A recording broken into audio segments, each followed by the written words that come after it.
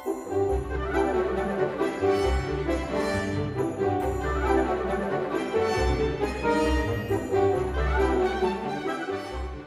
I'm Evanna Lynch, but some of you might know me as Luna Lovegood from the Harry Potter films. I'm here to present a special lesson at Warner Brothers Studio Tour London, The Making of Harry Potter, to celebrate Harry Potter Book Day.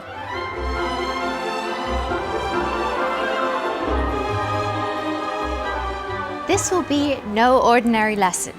We'll be creating our own magical settings, learning how to draw a magical place like Hogwarts School of Witchcraft and Wizardry, and we'll even cast a spell or two.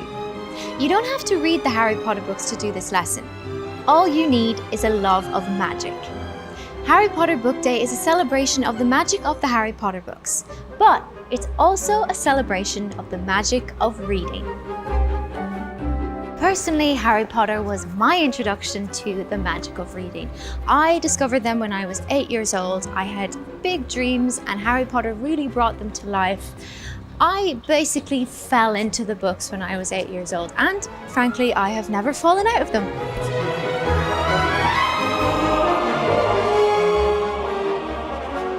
The magic of the Harry Potter books really comes to life in the way that the author J.K. Rowling describes the places Harry visits. One of the most astonishing places Harry gets to explore is Hogwarts School of Witchcraft and Wizardry. Imagine his surprise when he first walks into the splendid Great Hall.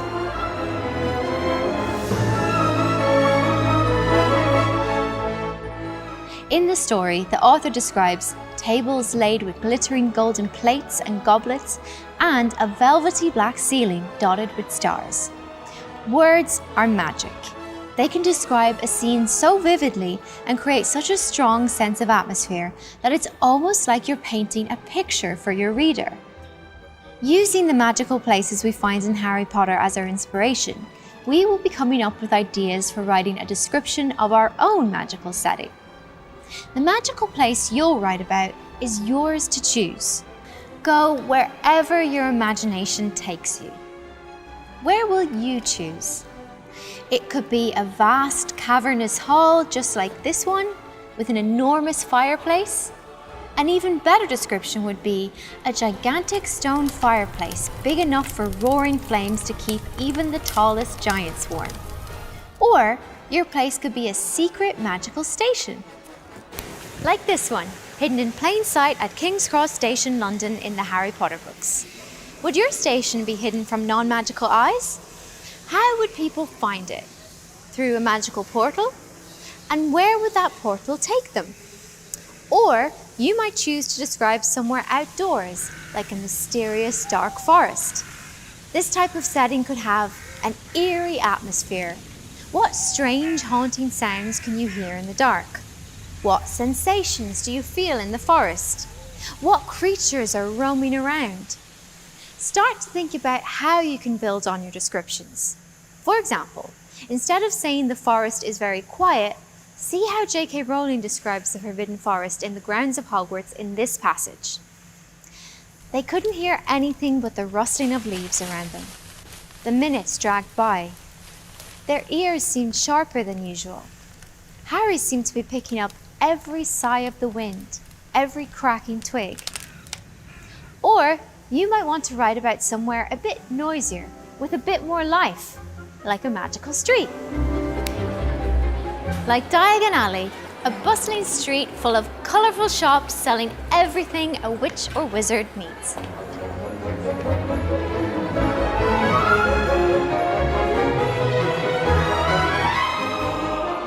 When Harry first sees Diagon Alley, listen to how J.K. Rowling captures his sense of wonder.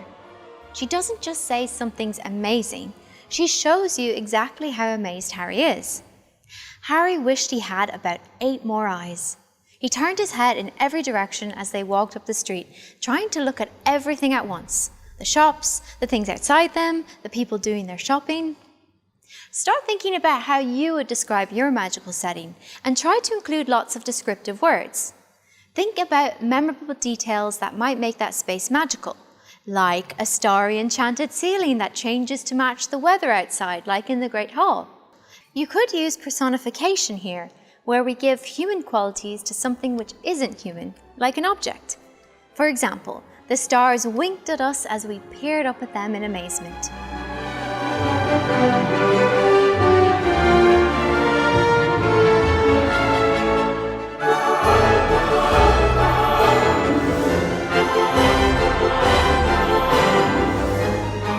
Hopefully you now have a good idea of what setting you'd like to write about and can start to write some ideas down on your planning sheets. Here's a reminder of some of the things to think about when it comes to writing about your magical setting. I've shown you a few settings from the world of Harry Potter, but now let your imaginations run wild and invent your own.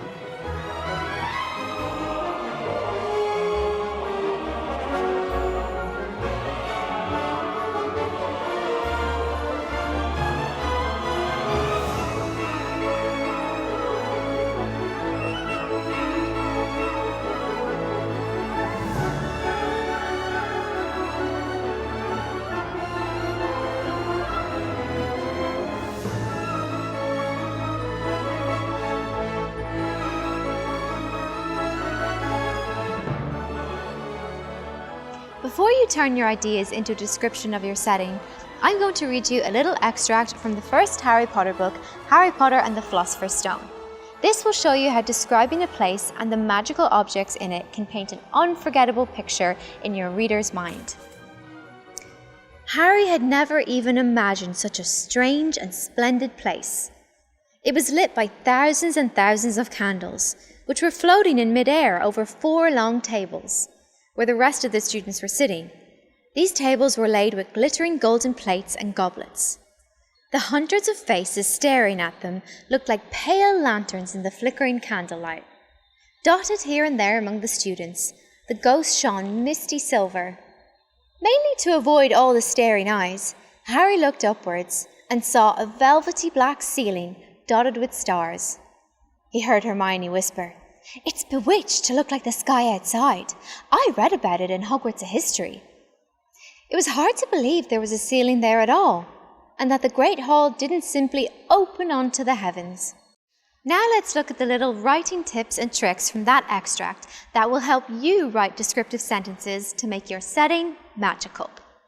Firstly, we can add adjectives to describe nouns in greater detail. Colours are good starting blocks for adjectives, but J.K. Rowling adds another adjective in front of a colour to give an even clearer sense of what she's describing. For example, the ceiling of the Great Hall is a velvety black ceiling dotted with stars. Describing the appearances of the ghosts, she writes, "The ghosts shone misty silver." You can also use figurative language like personification, which we covered earlier, alliteration, similes, and metaphors. Alliteration is where you repeat the sound of the start of a word to make your descriptions more interesting, like when J.K. Rowling writes, "glittering golden plates and goblets." A simile is a comparison of one thing with another thing of a different kind. For example, when the author compares hundreds of faces looking like pale lanterns. Lastly, you could use a metaphor, which is when something is described as being something else. For example, you could write, "The Great Hall is the heart of Hogwarts."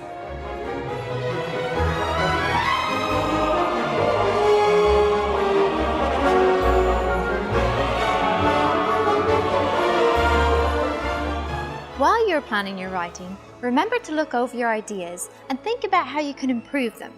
You can add lots of different elements to your writing, much like a potion. The more bold and ambitious you are with your vocabulary, the more exciting your writing will be.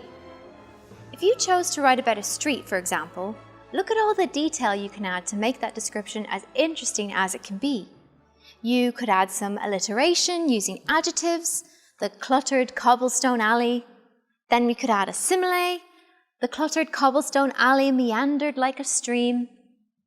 Next, we could add some personification. The leaded windows of the overhanging buildings were peering down. Finally, we could use our senses to describe what we see, smell, or hear. The cluttered cobblestone alley meandered like a stream, and the air around it was thick with the sounds of jingling, rustling, and chitter-chatter. The leaded windows of the overhanging buildings were peering down at the mysterious cloaked people moving in and out of them, running errands and window shopping. So now it's time to pick up your quills or your pens, take all your notes and ideas and turn them into a passage of writing.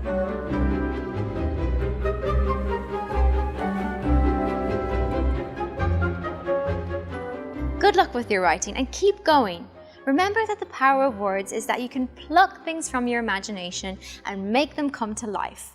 You are creating a brand new, never before seen magical place, so have fun with it. As Professor Dumbledore, headmaster of Hogwarts, says to Harry in the final book in the series, "Of course it is happening inside your head, Harry, but why on earth should that mean it's not real?" I'll see you in a moment for our next activity.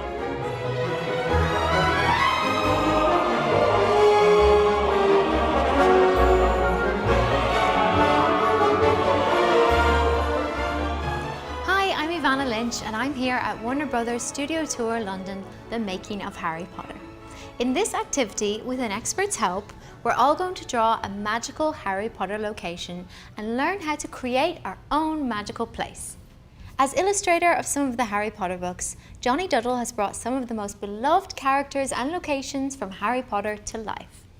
Welcome, Johnny. I'm sure it's not your first time you've been to Leavesden Studios. You're intimately familiar with all the world of Harry Potter. Yeah, I came with my daughter when I was working on the book covers. I think when I just finished, we came to look around.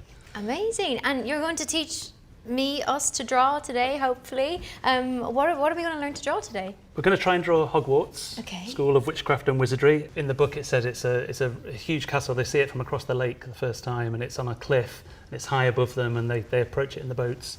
So I wanted it to look sort of tall and magical, but also it has to fit on the cover when you're doing a book cover. So it's got to fit in this space here, so it's got to be a long way away.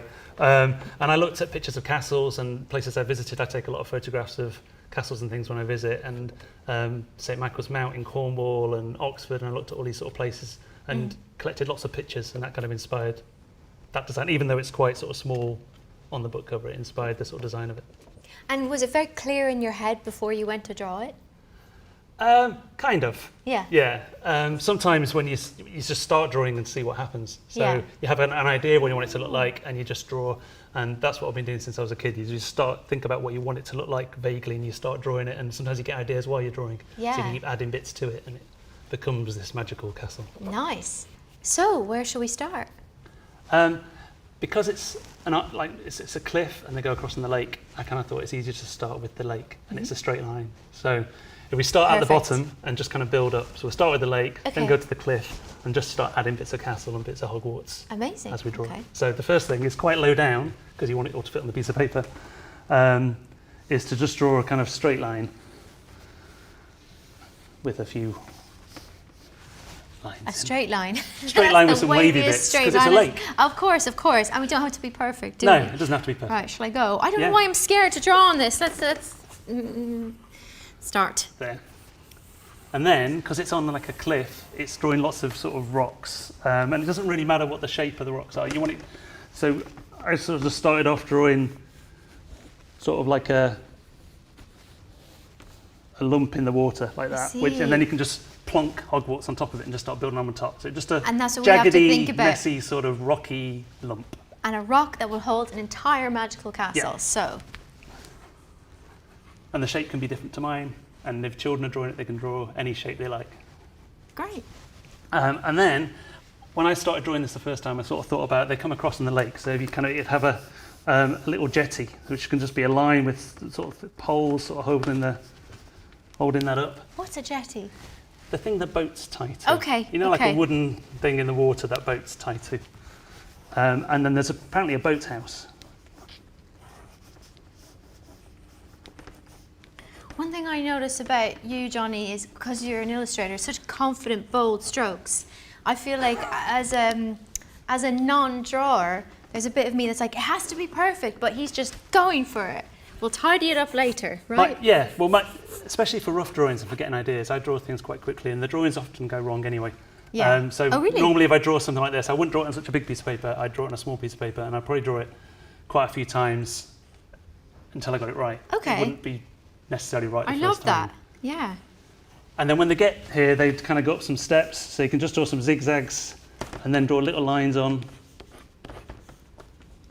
Zigzags. And they go up the steps to So they don't have to look, sometimes just making marks makes things look like steps, because you imagine what's there rather than actually really being able to see it. And then this gets a bit complicated when you're drawing it at a funny angle, but when you draw at home, you draw kind of looking at the piece of paper like this. Yes. But when you draw buildings, you have to think about perspective. Oh dear. But perspective is quite complicated and takes a little while to learn to do it properly. So we'll just draw it, and if it's a bit wonky, it doesn't really matter. And perspective is like the distance, things going off in the distance. Yeah, and like the shape. If you look at something, then the shape of the angles, the walls go up, make it look more 3D. So if I draw, when they get up here, they go in the entrance hall. So if you draw 2 lines, but it doesn't matter if it's not perspective. When you draw things that look like... That's sort of the entrance hall. Oh, where the first years all arrive. I'm going to draw a roof on it, because it's the entrance hall, and a door. Look how quickly Hogwarts is coming together. Oh my goodness. You've lost me. So if you go down at an angle here, and a roof. Oh, I think I've made my Hogwarts too tall. Fine. It doesn't matter. It'll be it's a really big. It's going to be the Great Hall, and it'll be a really big Great Hall. Okay. And then you'd have kind of windows and things, but because it's sketched, windows, in the Great Hall and things, they have lots of very tall windows, like in churches and in universities. You can just kind of draw lines, and they kind of start looking like windows. Ah, okay. And same for tiles on the roof, but you can do all the details later. It's just... And then you can just start adding other towers and turrets. So there could be,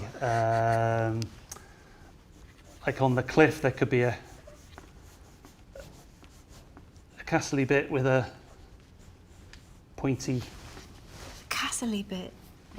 You could do castle edges on. I like how you just say something and your imagination goes, ta-da! A castle-y bit. A castle-y bit. And then it's like a circle here. So it looks like a mushroom. Like a very flat circle. Yeah, very pointy mushroom. Yeah. And it needs lots of pointy mushrooms on Hogwarts. So, and there could be, what you need to do is just start adding lots of these sort of things. So more roofs and more turrets and more pointy bits. And I suppose the odder, the wackier the shapes, the more magical it's going to be. And it doesn't have to look like the one on my book cover or ones in the films. It can look like, as an illustrator, when you draw something, you kind of, it's how you see it. So you read the book, and then you imagine what it is like in your head, and you try and draw it. And children should just draw things like that. Like, if they think Hogwarts looks different, that doesn't matter. Just kind of add the things you think it looks like a pointy tower. So if you just start adding, more tall bits, more tall buildings with pointy roofs, more windows, and it could have bits sticking off the side. But again, this gets a bit more sort of perspective-y. I think the lesson you can take from my drawing is that Hogwarts is massive and that you should do it smaller, how you're doing to scale. What you could do, and what I do a lot at home, because a lot of time when you draw a character, you might start drawing it, think it looks really good, and then as you go on, you've run out of space on the paper. I have. Yeah, what you can always do is add another piece on top. Oh, yeah. So you just stick another piece, especially with Hogwarts, you could end up sticking lots and lots of pieces on top of each other and just keep adding bits of Hogwarts to it. That's a great idea. So if we have another... Oh my goodness. How have you just made that look real? Made that look so convincing, wow. And then it can have more rocks. But I just keep adding to the drawing and then going back over the bits I like in the drawing.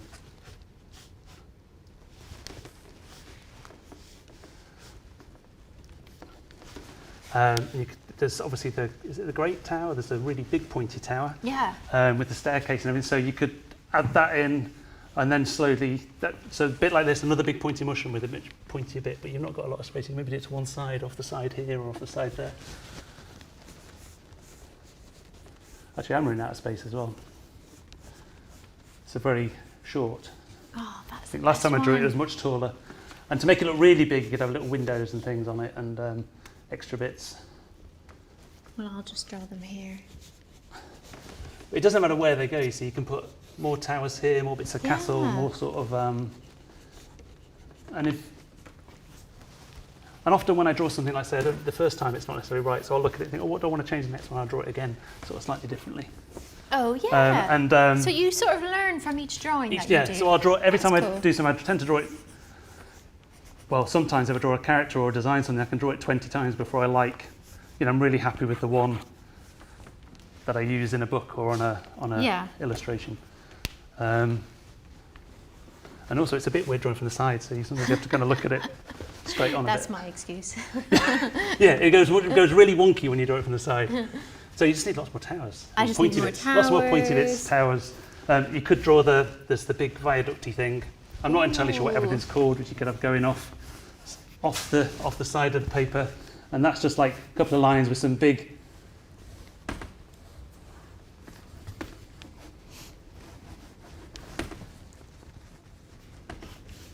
And then you could have more rocks over there, so it looks like that's going off the picture. Yeah. See, that's okay. And then if you go down that angle there, yeah, and then it can kind of just be stuck on the side. You can have a bottom to it and sort of legs holding it up. Yes. But especially with Hogwarts, because it's this huge magical castle, you could just, like I say, stick another piece of paper and just keep drawing, add in bits, more and more towers, more and more things. It doesn't need to look like my one or the film one. It can be your idea of what Hogwarts should look like. There's particular places like the add more the rock greenhouses, more rock. You could do this sort of thing, or you could have a dragon. Oh, draw a dragon on the top. So again, like the castle,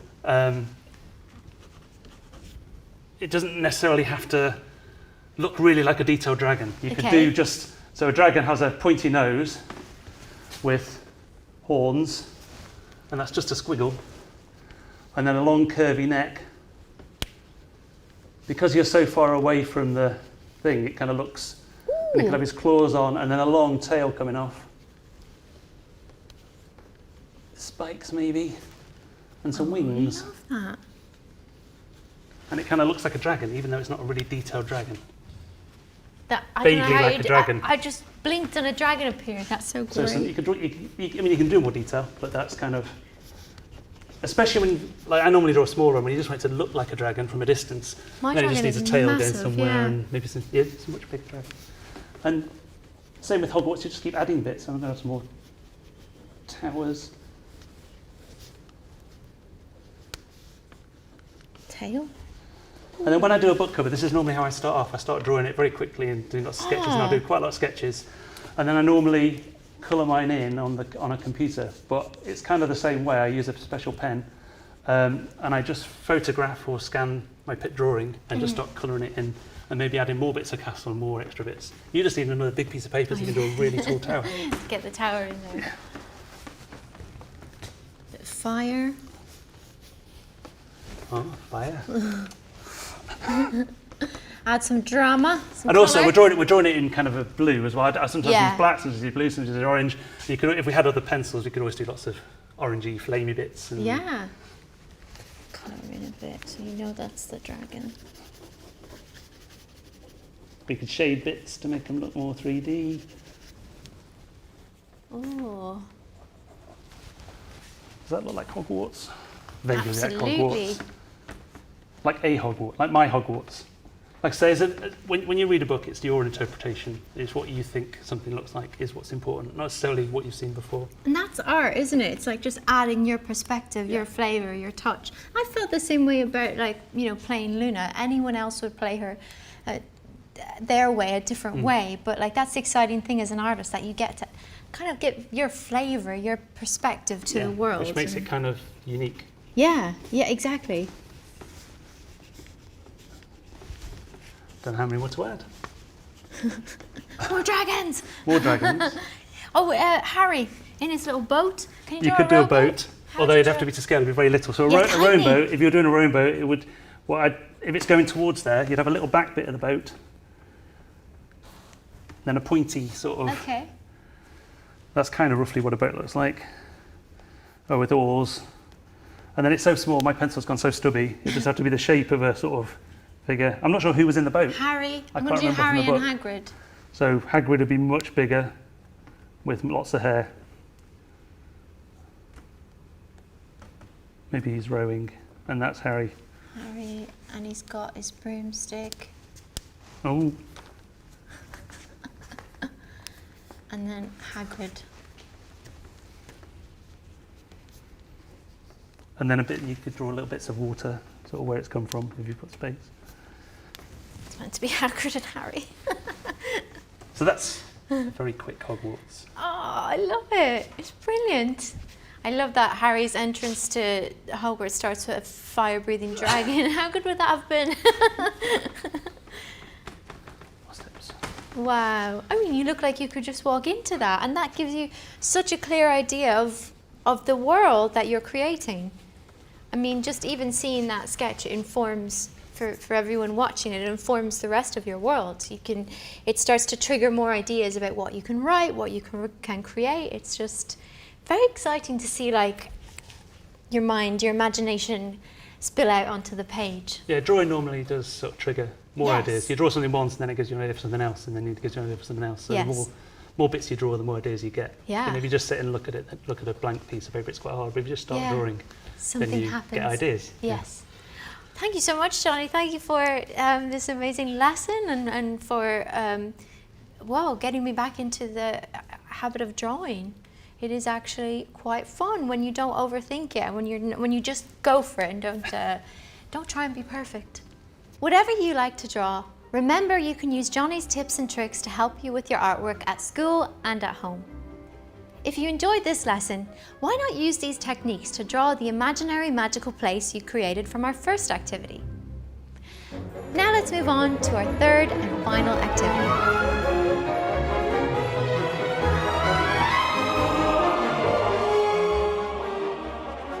Learning spells is one of the most important and fun parts of a young witch or wizard's education. They come in handy for absolutely everything.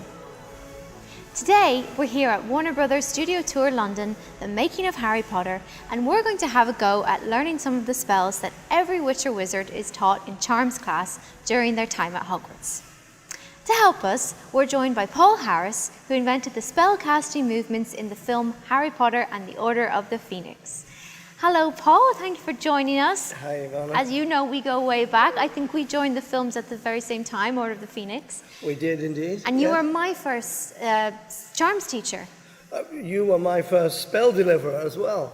Paul is here to show us the spell casting positions he created when working on the films.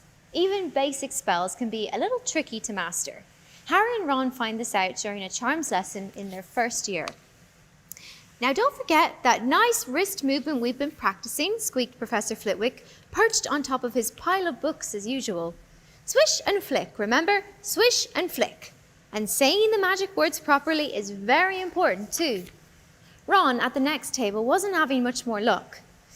Wingardium Leviosa, he shouted, waving his long arms like a windmill. You're saying it wrong, Harry heard Hermione snap. It's Wingardium Leviosa. Make the gar nice and long. You do it then if you're so clever, Ron snarled. Hermione rolled up the sleeves of her gown, flicked her wand and said, Wingardium Leviosa. Their feather rose off the desk and hovered about 4 feet above their heads. Oh, well done, cried Professor Flitwick, clapping. Everyone see here, Miss Granger's done it. Ron was in a very bad temper by the end of the class. Hermione must have been paying attention. Paul is going to show us the positions to take when casting spells today. We're then going to have some fun making up actions to go with each spell. First, Paul is going to introduce each spell to us and talk about its effects before casting. You and I will then cast straight after Paul to get used to how to say each spell and the wand movement. So let's all get to our feet and be ready to cast spells when I tell you to. Thank you very much, Mr. Wandmaster. So, Paul, which spells are we going to be learning today? The first spell is Wingardium Leviosa. This spell levitates objects, which means to rise and float in the air. Very nice. And as I remember, there is a specific movement to it? Well, I'm going to use position 3 for this. So I'm going to bring the arm across and then bring the wand arm under the body, and don't forget the all-important swish and flick. So as you make this movement, say the name of the spell. 3, 2, 1. Wingardium Leviosa. Oh, my wand work is a little rusty. Let's go again. One more time. Arm across the body. And is that like a defensive mechanism? It is, but we're mainly focused on delivering the spell today. Okay. But we're going to use this because we can really highlight the swish and flick rotation. Bring the arm across the body. 3, 2, 1. Wingardium Leviosa. I think that worked. I think it worked very well. I can see a levitating object right there. So the next spell is Reducio, which is a shrinking spell. So for this, we're going to use position 2. So bring your wand arm forward and get your body a little bit into the delivery of the spell, but still don't forget the all-important swish and flick. And it comes from the wrist or the shoulder? Well, it comes from the whole being of the wizard, right through the body, right through the arm, into the delivery of the spell. A true master here. Make sure that you try it with us. So you need to get up, get active. It's quite involved, this, as you say. It's a full body The whole body. There has to be something that makes one wizard better than another. So here we go. 3, 2, 1. Reducio! 3, 2, 1. Reducio! Oh, look, it worked. Everyone at home is very tiny. So our next spell is Incendio, which creates fire. Yes. And for this, we're going to use position 1, which is above the head. So we're going to create a nice clean curve above the head, aiming the wand at the target, still always using the swish and flick, inverted rotation of the wrist. Bring the wand forward and swish it back. 3, 2, 1, Incendio! You might not have been able to hear that at home, but I just heard a whipping noise from your wand. Swish and flick. Power, yeah. Here we go. One more time, above the head, nice clean curve. 3, 2, 1, Incendio! So the next spell is Petrificus Totalis, which makes a person freeze in place. I remember this one from the first movie. They performed it on good old Neville Longbottom. Do you remember this? Wow, you're an encyclopedia of information. So this one we're going to use position 4, which is bringing the wand into the small of the back, but still remembering the swish and flick. So even though it's behind the back, and even though it's in the small of the back, that's it, exactly. Okay. So we're going to bring the wand in the small of the back, say the name of the spell, aim at the target. 3, 2, 1. Petrificus Totalis! I can't get that whip sound. It sounds so great from yours. I can't do it. Got to practice. Shall we do that one again? Yeah. 3, 2, 1. Petrificus Totalis! It's hard not to turn it into a dance move. Ah, well, it's funny you should say that, because our final spell is Tarantalegra, which causes uncontrollable dancing. There you go. Aimed at the legs and causes uncontrollable dancing movements. Tarantalegra. Tarantalegra. Tarantalegra. So we're going to turn our body, we're going to use position 5 for this. Turn our body to the left and fire the spell behind you. Exactly. Okay. Make sure you get involved at home. This is quite difficult. This is your chance to practice your wand work. Well, so here we go. The target is there. The legs are there. Uncontrollable dancing. 3, 2, 1. Tarantalegra! I can't help doing my jazz hands. What are you doing with your hand? I'm bringing mine across my body in case I need to defend myself. I mean, we have no one attacking us at this moment, but it's possible that you might. Okay, maybe jazz hands are my signature flair for this one. With white gloves. 3, 2, 1. Tarantalegra! Now we're going to imagine the effect of each spell by performing a corresponding action. In our first run through, I'll show you one way you can interpret each spell's effect. So try copying me. Paul, if you will. So here we go. The first one, Wingardium Leviosa. That's as high as I can go. Reducio. Incendio. Ah, I'm on fire! Petrificus Totalis. Tarantalegra! The best one! I wish I could Irish dance. I never actually learned. It's quite tiring, this one. I think I'm going to stop.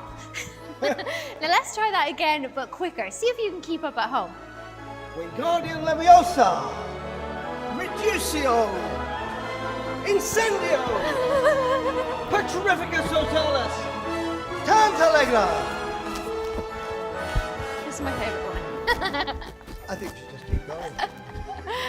Thank you so much. You have not lost your touch, Paul. You are a true master of charms, and I will continue to practice, I promise. Thank you, and it's so lovely to see you again. Likewise.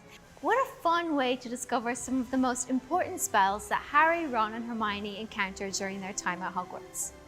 I really hope you've enjoyed our Harry Potter lesson, whether you've read Harry Potter before or not. Above all else, we've discovered that the magic of books can transport you to special places. Whatever you read, write, draw and imagine, remember, anything's possible if you've got enough nerve.